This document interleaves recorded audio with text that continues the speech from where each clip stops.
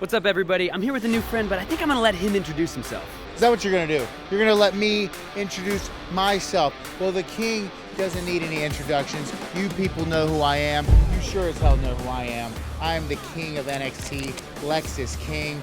And honestly, I'm a little offended that you didn't give me some grand entrance. Where's my music? Where's my throne? Dude, I'm I so have sorry. to introduce myself? I thought that Why was the didn't you introduce me? Aren't you the introducer? I thought, don't you cut it? Isn't that like the pro? You cut it.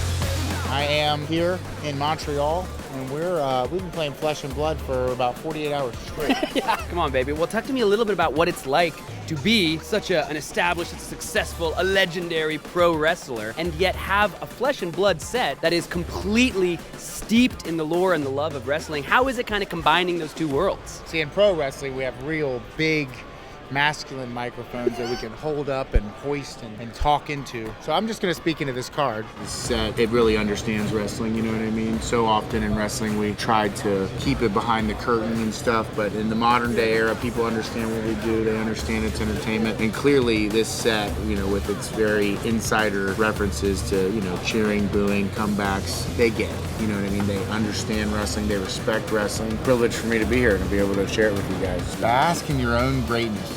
You know, this is something I do every morning when I wake up.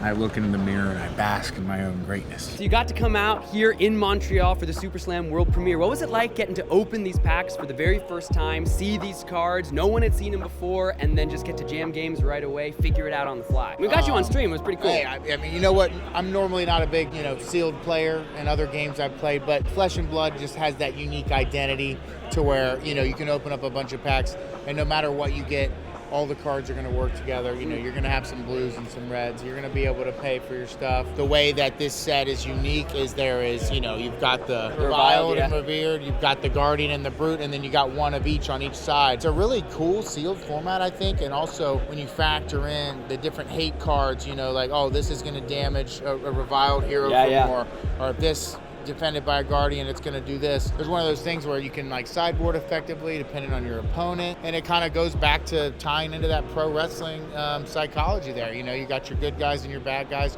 Reviled and Revered, and now your cards are adding in mechanical interplay into that. It's really unique, and as far as coming out here to Montreal for a pre-release, I mean, I've got to say it, you Flesh and Blood players freaking travel all over the freaking world. I mean, shoot, that's one of the coolest things about this hobby is to just see all the different events popping up on the map. There's a Battle Hardened in Chicago. There's a Calling in Japan. There's, and then you see a lot of these players are at all the events. So it's one of those things where it's like, it's a true commitment, and to see all these committed players of something like Flesh and Blood is just a testament to how good the game is. You know what I mean? Like, not every game are you just gonna spend your life chasing it and traveling to compete with it. It's just that good, and I think this set is another great addition to it. That's the World Tour, baby. Yeah. All around the world, offerings for everyone out there at home. So tell me a little bit about how you found Flesh and Blood, how you got into the game, and what is it about Flesh and Blood that makes you wanna get out here and get competing? Well, I've been a gamer my whole life. I don't know how much I could say about other games if I could mention them, but, I grew up playing video games. You had your Call of Duty, your Halo 3.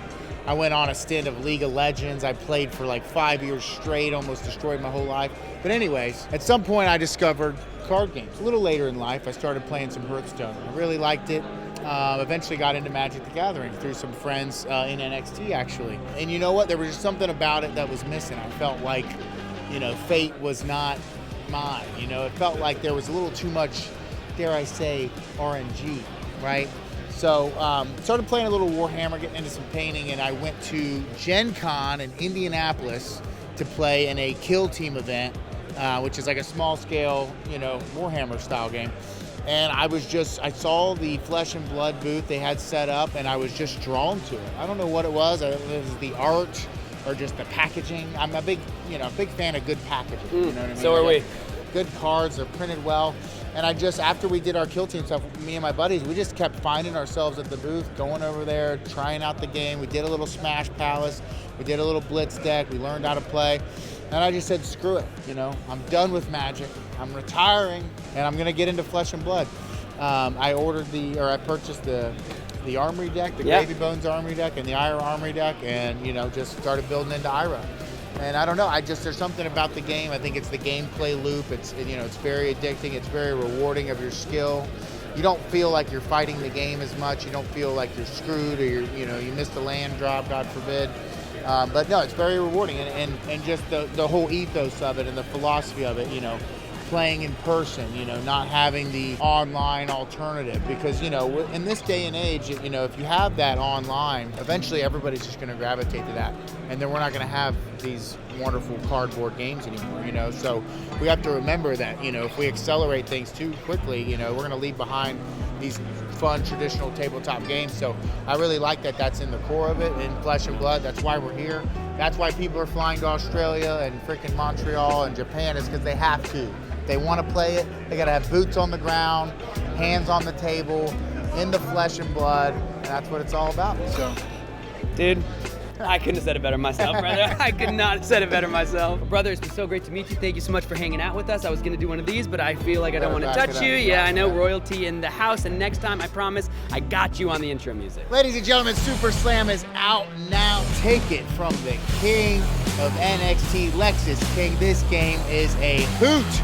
And you're going to want to get out there, and you're going to want to low blow, and you're going to want to super slam, and you're going to want to slam the cards down all over the place. Super Slam is out now.